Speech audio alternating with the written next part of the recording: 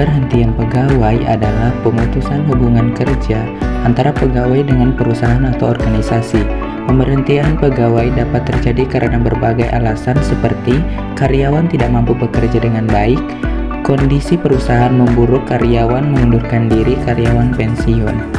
Pemberhentian pegawai negeri sipil atau PNS. Yang pertama, pemberhentian dengan hormat. Yang kedua, pensiun. Pemberhentian PNS karena mencapai batas usia pensiun atau masa kerja pensiun. Yang ketiga, pemberhentian atas permintaan sendiri. Pemberhentian PNS atas permintaan sendiri dengan alasan tertentu seperti pindah ke pekerjaan lain. Yang keempat, pemberhentian karena alasan kesehatan. Pemberhentian PNS karena kondisi kesehatan yang tidak memungkinkan untuk bekerja lagi. Yang kelima, pemberhentian tidak dengan hormat. Pemberhentian PNS karena melakukan pelanggaran disiplin atau tindak pidana yang merugikan negara. Yang kedua, pemberhentian pegawai swasta. Yang pertama, pemutusan hubungan kerja atau PHK. Pemberhentian pegawai swasta yang dilakukan oleh perusahaan dengan alasan tertentu seperti efisiensi, kinerja, atau pelanggaran peraturan perusahaan. Yang kedua, resign.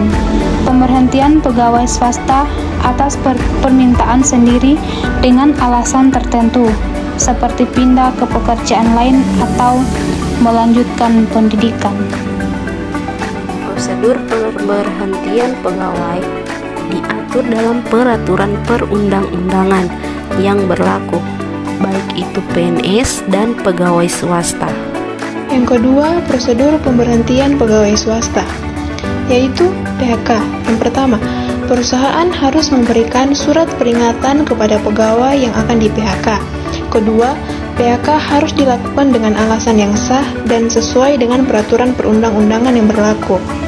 Ketiga, perusahaan harus memberikan pesangon kepada pegawai yang di-PHK. Yang kedua, resign. Pegawai yang ingin mengundurkan diri harus mengajukan surat pengunduran diri kepada perusahaan. Kedua, perusahaan dapat menerima atau menolak pengunduran diri sesuai dengan ketentuan dalam perjanjian kerja. Adapun hak-hak pegawai yang diberhentikan. Pegawai yang diberhentikan, baik PNS maupun pegawai swasta, memiliki hak-hak tertentu yang harus dipenuhi oleh instansi atau perusahaan. Hak-hak tersebut dapat berupa 1. Gaji dan tunjangan. Pegawai yang diberhentikan berhak mendapatkan gaji dan tunjangan yang tertunggak hingga tanggal pemberhentian. Kedua, pensiun. PNS yang diberhentikan dengan hormat karena pensiun berhak mendapatkan gaji pensiun sesuai dengan aturan yang berlaku. Ketiga, pesangon. Pegawai swasta yang diberhentikan karena PHK berhak mendapatkan pesangon sesuai dengan aturan yang berlaku. Keempat, surat keterangan kerja. Pegawai yang diberhentikan berhak mendapatkan surat keterangan kerja yang menyatakan masa kerja dan jabatan yang pernah dipegang.